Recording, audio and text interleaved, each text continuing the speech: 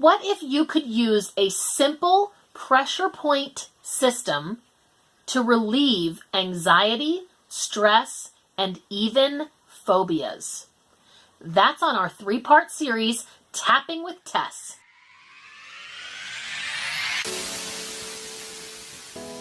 Good morning, I'm Trista Polo. I woke up this way and it's awesome. To be who you want to be, you must first accept who you are. Our resident tapping expert, Tess Fisher, is sharing some knowledge she has gained over 10 years of research, practice, and coaching. Now, it's very important for you to know with tapping that you are required to take responsibility for your own emotional well-being, as well as your own physical well-being. This is both during and after using this tapping method. You are also required to instruct others whom you help with EFT or whom you teach EFT to take complete responsibility for their own emotional and or physical well-being. Part 3, we're going to answer some questions about the different types of issues that tapping helps and how to stealth tap so you can use this anywhere. So with that being said, let's jump right in. Welcome back, Tess. This is our 3rd episode, and I wanted to share a little bit about different types of things you can tap on it. And so, Tess, tell us about the 2 main things that you can tap on. Right, so when we did the demo with you, we were dealing with something that was fairly specific, but turned out to be probably a core issue for you. So dealing with that really specific aspect of the problem versus the entire thing that has been bothering you for your entire life. The aspect thing is something to keep in mind, but then there's this other one that Trista and I have been calling the big giant pile of shit. So the way that I have often heard it described and seems to work well for me to understand it is when you're thinking about any issue that you have is probably going to be a forest. So there are a lot of different trees or aspects in that forest. So in the demo that we did with you, you were talking about the overwhelm, but then it was a little bit about some of the fear and the sadness and all the other parts that are going along with it. So one of the things that we focused on was the person talking with you. So it might be that one aspect is when they do it in person. Another aspect may be when they do it by email. Another could be texting, could be a phone call. So you could have a different reaction to each of those aspects. So if they call you on the phone and you see the phone and you're like, oh, my life. That's different than if they come to you in person and it's a little more interactive or something like that. So the different aspects. So each of those trees in your forest you could focus on, which is what we did with the overwhelm. So when you're talking about those different parts of it, phobias are a really good example of that too. So if you're thinking of like, oh, I don't know, a fear of, say, snakes, Trista, thing? I don't have that anymore. Right. So some of the different aspects of a phobia would be like if you are just thinking about a snake or a spider or heights or whatever your phobia is. If you just think about it, or maybe I could have just triggered it by someone hearing me say the word spider. That versus like seeing a spider, totally different aspects. You may have a different reaction seeing a spider or a snake on TV versus seeing one in your yard versus seeing one in your home. So, or it could be a stationary snake is fine, but the moment that sucker moves, you lose it. So different aspects of the problem. But the phobia is the big giant pile of shit. The phobia is the big giant pile of shit or the forest. So when you're talking about those different little pieces of it, you may think, oh, this didn't work. But what you have done is you've cleared out a portion of the forest. So dealing with those different pieces, there are different options. So you can go into the forest and just kind of like level or like top cut the very tippy top. And so you'll still have a forest, but the problem will be slightly diminished and you can continue doing that. And that's some of like the red light tapping that happens. Making it a consistent part of your life really helps to get that big forest so that you're taking it down a notch each time.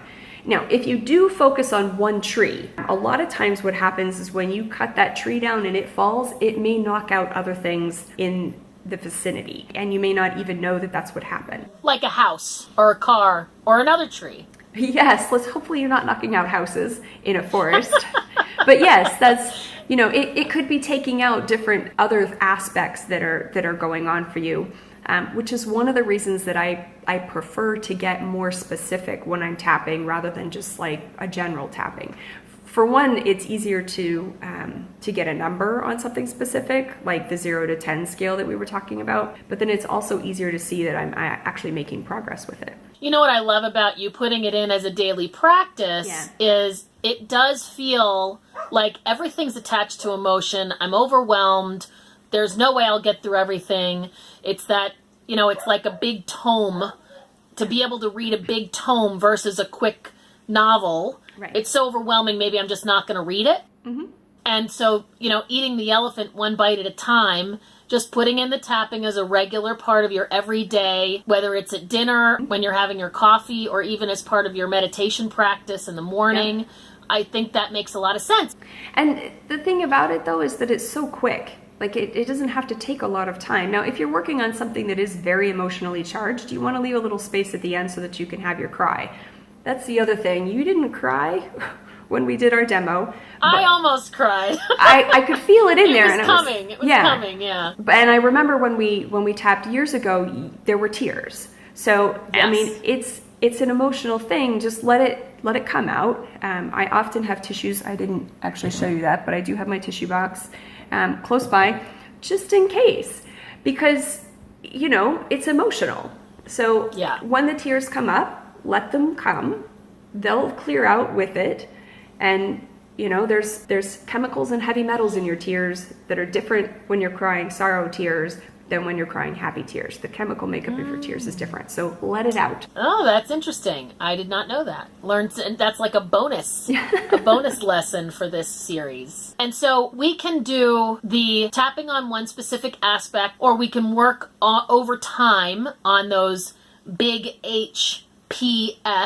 What about if you're in public? Right. You've talked about something called stealth tapping. Right. So can you show us that? Because that sounds like something I'm going to need in a couple weeks. Yeah. So this is something that I would have you practice beforehand, just so that you are more skilled at it. But with stealth tapping, there are additional tapping points, and so when you're doing, there's 1, 2, 3, 4, 5, 6, 7, possibly 8 if you do the underarm. So with stealth tapping, there aren't as many points. So I find that I need to do more of it. And it's not something that I use for big pile of shit stuff. Like this is like an in the moment, I just need to kind of calm myself down. So one of the things that I do is I just just, and nobody knows that you're tapping on it, but you're aware of it yourself. So that's one way that you can do it. I like to think a lot. Let me think about that. Or, so you're tapping on points that are in the usual routine of points. That's one way to do it. You may see me do this sort of thing. Yeah, because the rubbing is okay too. Don't get, right. So that's okay too. It looks a little less strange than the tapping, but so that's one way of doing stealth tapping. If I have something that is like instantly triggering and I just need to calm it quickly. Now, if you have something that's a little bit deeper, but not as deep as like a big giant pile of shit, there are finger points that you can tap on. And I tend to do this with one hand. So with the finger points, you can either do it with one hand tapping the other, or I like to do it with just one hand. That's what makes it super stealth. So on the side of your thumb, there's the side of my thumb. Right on there, you can tap with your pointer finger. So like this. While you're saying in your head the things that are going on for you. You don't have to say it out loud. This is just for you. So, God, I really want that wine. And then you do the side of your finger using your thumb. And then the side of your middle finger, again using your thumb. And it looks weird because I'm like, but you're really doing it like down by, you don't have to have it up by your face. You can have it in your lap. You're going to skip your ring finger and go right to your pinky. And I don't know why you skip your ring finger, but that's in the instructions. What I am just experiencing myself is that when I'm doing it on my fingers, often I'll do it for an entire conversation with the person, more as like an anchor for myself to help myself calm down. Just try it on everything. Take responsibility for yourself, but give it a shot. It doesn't take that long and you're worth it. So I could see this stealth tapping really being a great value to learn how to do that. We could be able to use that right away. Thanks for joining us in today's episode of Tapping with Tess. Find links to the other episodes in the description along with other resources that could help enhance your tapping experience. If you're going to try tapping for yourself, type "tapping is awesome" in the comments. And if you have any personal experience to share with tapping, please share that as well. Thanks so much to Tess Fisher for joining us with this Tapping with Tess series. I hope you enjoyed episode 3. If you enjoyed this video, please give it a thumbs up and don't forget to subscribe so you get all of our tapping, law of attraction, and Guide Day Friday videos. I'm Trista Polo and it's time to get tapping. Have a great day, everybody.